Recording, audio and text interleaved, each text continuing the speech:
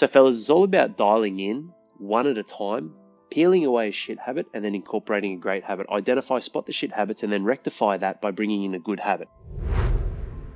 Evening, men. Hope we're well. And the kids' hairs. Hope we're well, boys, and had an amazing weekend. Just want to dive in and talk about the daily battle. Winning the daily battle. You know, it's not easy when you feel flogged and it's only Monday and you've got the whole week ahead of you. Now, bear in mind, when we're talking about one element of what we do in High Performance Father, nourish, move, restore the body, that's energy, that's the second pillar. We're not just talking about your physical health, we're talking about your mental health and the capacity to be able to handle and carry the day with endurance, but also take that into the following day. What are you doing tonight? What are you doing today? Got my night rider that I'll be having shortly, as well as my nighttime tea, but that's my night routine. You know, I'm not a saint that has the lights out and infrared saunas and all that sort of stuff, whilst they'd be cool. What are you doing though in the nighttime that's bleeding into the next day and stealing minutes, precious minutes and energy into the next day? So it's critical that we make sure that we set up the week for the win. But what I wanted to dive into in this short session is really making sure that you are doing three key things when it comes to habits. Just remember, boys, physical actions alone aren't habits. If you are triggered by the same thing more than once, you're starting to build a habit. There are emotional habits that tie into your life, which means you have feelings that can be fleeting and up and down, and they're ruling you instead of you holding a level of ownership over them. So when we're talking about habits, the kids were a nightmare tonight, punished to get to bed. And I'm about to do my a special platinum session with the inner circle boys, and I'm like, man, I've got to do this. I've got this session. I wanted to dive in and do a nighttime piece for the fellas in our free community. And life just gets in the way, right? G'day, Wayno. Kids being an absolute nightmare. What's the habit? What are the triggers that you have when the kids are not doing something that's an expectation of yours and you don't have the patience to hold the temperate nature that you need to? Because what you do in those following moments and then you do again and again becomes part of your behavior. So that's your mental attitude and approach, which then converts into your habit because of the frequency and the amount of times you do it. Three key things I'll share with you quickly tonight. It's part of our Sunday charge up last night, and it is winning the daily grind. The very first thing is identify. You got to spot the shit habits, boys. You know, the truth always wins, and I know I say that and I love that. That's one of my favorite sayings, but ultimately it's true, right? The question is, are you going to be happy with the truth? Do you have time and energy to change and adjust and create a better truth? And really, do you even know and have that awareness, which is modern day intelligence, social awareness of those around you that you love and picking up off their energy and feeling where they're at and getting their body language, their words, how they're carrying through to see how you can respond and be a great leader instead of react and create ultimately, and having that self-awareness to go, okay, I need to spot some shit habits here. Like what are some poor habits that you've allowed into your life that you now sweep under the rug or you turn a blind eye to? That's critical. Very first thing is spotting and identifying and spotting the shit habits that you have inside of your life and asking the questions. Where do they come from? Why are they here? How can I get rid of them? And that takes us into the second point, from identify to rectify. So you've spot the shit habits, and now looking at them, it's not turning the whole thing upside down. It's about absolutely picking one and then making that one convert into something else that's going to be positive for you. And it's the same pattern all the time. The cue or trigger is the same. The perceived reward is the same, but the action is what can change you to either sedation, distraction, which is drugs, alcohol, technology, all the different things that take you away from being a better version of yourself. You can replace that with something that's wholesome, nurturing, self-value, self-love. Like, pick whatever word you want. If self-love is too fluffy for you or whatever you want it to, too fairy, awesome, good for you. Self-worth, self-respect, self-value, man. You don't have that if you don't take time out for yourself. If you watch my video on the weekend, you get 1,000 minutes a day. Did you give yourself a couple of percent over the weekend?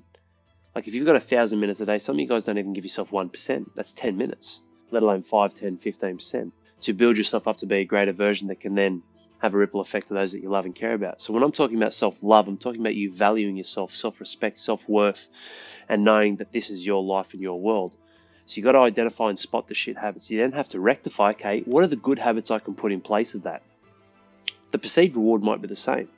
Kids are going to bed, it's a nightmare, I need to unwind, I need to relax. Okay, instead of just hitting the piss, how about you have some nighttime tea? You don't have to get mine, although it's amazing, but how about you have that? Have some sort of night routine or ritual. I mean, you could do Lego, you could do colouring in books, pick whatever you want. Talk to the missus, have some dim lighting. Like, you don't have to be watching the idiot box all the time. My old man used to always call it that, and I didn't figure out until I was a little bit older why, but now I do. So fellas, it's all about dialing in one at a time, Peeling away a shit habit and then incorporating a great habit. Identify, spot the shit habits, and then rectify that by bringing in a good habit. And you know what? It's hard. It's very hard because it's part of your subconscious. More often than not, when you've got a habit, it is actually a subtle belief system that you've banked through lots of runs on the board at the back of the brain, through what you've actively been aware or not been aware of, that has ruled your life over a period of time. So maybe it's the chemistry of habit you need to bring in here where, you know what, it's a solid at the moment. Okay, let's break it down into a liquid. Instead of doing that act which isn't good for you every fucking day, how about you just do it 4 days a week and turn it into a liquid, make it a little bit more flexible, a little bit more malleable. Then after a period of time, what if you turn into a gas, something that's more sporadic and you just do randomly? I might do it a couple of times a fortnight, you know, whether it's drugs, alcohol, anything else.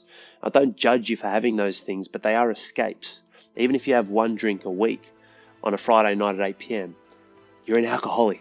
Like, if that shit's ruling your life and you can't fucking get past one day without having to have that, that becomes some level of dependence on there. Again, observation of actions, not judging you. Man, I had heaps of shit habits and still have some I need to work through. And I had some bad addictions when I was younger as well. And I wasn't owning the truth. I wasn't looking in the mirror.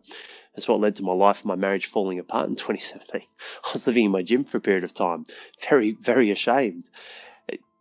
Why would I be surprised, right? I look at the version of who Al was turning up as, and what else would I expect because of my poor habits? Fellas, identify. Identify and spot the habits that are just not serving you. You know, life gets busy, the chaos, the whirlwind. You're entering the last 90 days. We're just about to enter the last quarter of 2021. Like, that's fucking crazy, man. I don't know about you guys, but that's just like...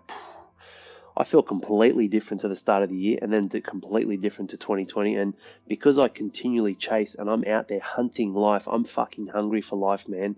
There is no alternative. I've taken calculated risks. We've grown our team tenfold in terms of our coaches, our delivery system, what we do, pulling off social media. So I've got our very own apps now that we dial in, like all these different things. When everyone was moving into scarcity because of the external environment and the lack of stability there, I reinforced more stability by the balls of standing up and taking action. That can't happen if you don't win the habits of the daily battle. Just one. Identify the shit, cut one away, and then rectify. What's something great that I can do? And it starts with you. Give something back to yourself. Whether it's fishing, going mountain bike riding, dirt bike riding, it doesn't matter. Give something back to yourself, but communicate that to your family. We're all under the pump for different reasons at the moment. So communicate that to your wife, to your children. Hey, dad needs, or daddy, depending on how old your kids are, dad needs a bit of time out for himself now so he can be better for you. And communicate that with your wife. What do you want? How can I help you with the children? How can I help you with the kids? Love languages. Like, is it words of affirmation, quality time, physical touch, physical gifts? Like what is that? Acts of service, there's 5. Do that test with your wife. Look it up. Look it up in a search engine. Just type in 5 love languages test. You do it. So you can ask her what she wants. And then you can tell her what you desire. And you can find some middle ground. But the very first thing, the very first habit, boys, is giving something back to yourself. I want all of you to practice this for the rest of the week. Do something solely and purposely for yourself. And then come back to this post, because there'll be more. And tell me what you did. Share in the comment section the revelations, takeaways, not only from this, but the habits you want to bring back into your life and how you feel. Because everything you do physically affects you mentally and how you feel. That's an absolute. Like, that's a universal truth, whether it's been written or not. Don't have a shower for 6 months. Tell me how you feel. Don't brush your teeth for a couple of years. Tell me how you feel. Don't cut your nails. Tell me how you feel.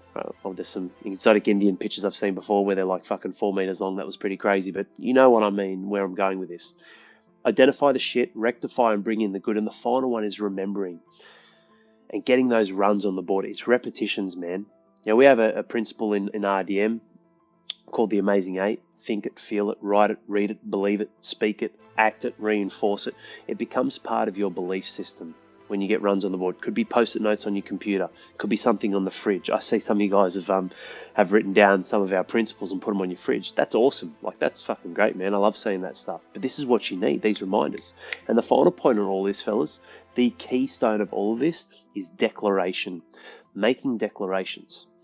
You see, it's very easy for all of us to lie to ourselves. We can do it every day in very subtle ways. Little white lies, little lefts instead of rights. The little voice inside, it comes in and chips away at us. You can lie to yourself and get away with it for a long period of time. Some of the guys get away with it forever, till the point where they're on their deathbed, and it was literally a belief system of what they couldn't do or what they could do, or an act of victimhood of what they were not entitled to have, what they should have had. The hard part is, though, when you make declarations, identify the shit, rectify, bring in something good, Remembrance, repetitions, runs on the board, exposing yourself, your environment. A big part of that is declaring that to those that you love and care about and making that declaration. I track my sleep with an Aura ring, and it's no secret with 3 young kids that my sleep's shot to shit. So that's been one of my big game changers of actually tracking my sleep and trying to get a high sleep score. But this week, as a declaration to the men, I used to get up at like 3 a.m. and get in front of the world, and it's not great long term. And I wasn't getting up for work. Well, I was, but I wasn't getting up and, just diving into the day after day. It was burning me out. I'm getting up at 5 a.m. every single day. Man, I had a fucking horrific night last night with the kids. It was horrible. So I didn't want to get up. But I told the tribe in our Sunday charge up the night before, last night, I said, I'm getting up at 5 a.m. Every weekday this week, 5 a.m. I'm up. I'm in. I'm rising. Hashtag rise to win with the morning crew. Because I declared that to the tribe, if I don't do it, I'm a fucking liar. And every single man that looks up to me as a leader knows that. That's the power of declaration, fellas. Make a declaration to your family, to your friends, to us here, the HPF community here, to me. Write in the comment section, what is one thing you're going to do for the rest of the week? When you make a declaration, you expose yourself to repetitions, whether it's post-it notes, writing it down, it's part of your screensaver on your phone. You are building in repetitions as well as making declarations of a line of accountability to yourself through others in the perceptions we have of social acceptance by not looking like a fucking lie to everyone else, because it's easy for us to do it to ourselves, right? A bit harder when you make those declarations and you showcase that to everyone else around you, because wouldn't we look like the fool if we don't follow through? Just like me talking about doing several sessions a week inside of here to help give you men value and move you forward in your life. If I didn't do that and this group had nothing for a few weeks, I'd be a fucking liar, wouldn't I? Take care, boys. Have an amazing night and have an amazing week. One where you're really going to identify one shit habit and start to turn that solid into a liquid. Start to remove it from your life. Bring something else in good. Replacing is always easier than completely eliminating.